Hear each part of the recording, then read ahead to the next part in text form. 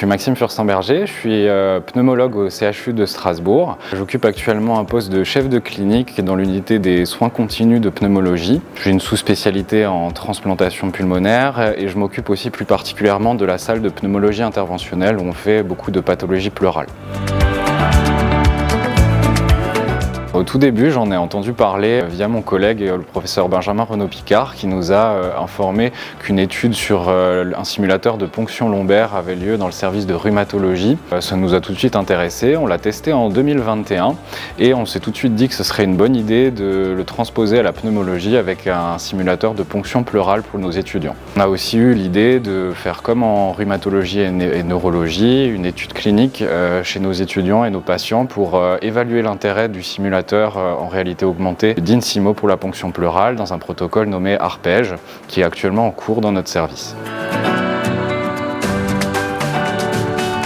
Pour nos étudiants, effectivement, le geste de ponction pleurale est un geste assez anxiogène et qu'ils n'ont pour la plupart jamais réalisé en débutant leurs études de pneumologie. L'intérêt de faire un simulateur, c'est d'une part de réduire leur stress et de leur faire essayer une première fois sur quelque chose de virtuel et qui n'est pas un patient. Ça semble important parce que ce qui les stresse, c'est le rapport au patient, mais aussi les étapes de la ponction pleurale. Le simulateur est tout à fait intéressant pour apprendre aux étudiants les étapes du geste avant de le faire chez un patient. Les principaux atouts de SimandCare sont le fait que c'est un simulateur en réalité augmentée et donc qui n'isole pas totalement l'étudiant de l'environnement qui l'entoure et lui permet, avec des hologrammes qui sont superposés à la réalité, d'avoir une expérience vraiment immersive dans un premier essai pour la ponction pleurale. L'autre avantage est aussi la possibilité d'avoir un retour de force et de sentir réellement le passage avec l'aiguille virtuelle des différentes couches de tissu que l'on peut traverser jusqu'à l'espace pleural. Nous avons vraiment apprécié le fait que ce soit une société locale qui puisse développer le simulateur.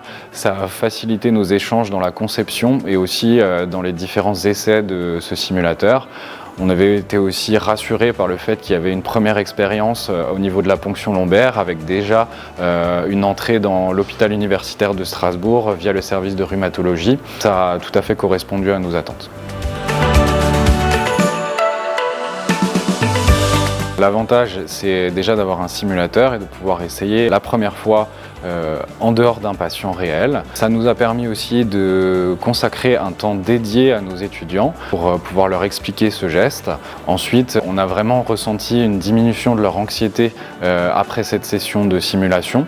Ils avaient beaucoup moins peur d'aller réaliser ce geste et effectivement, le jour J, on a constaté qu'ils étaient un peu plus à l'aise. On espérera aussi à terme, avec l'étude clinique qui est en cours, que ça puisse permettre une amélioration de la première expérience du patient qui est confronté à ce geste invasif qu'est la ponction pleurale.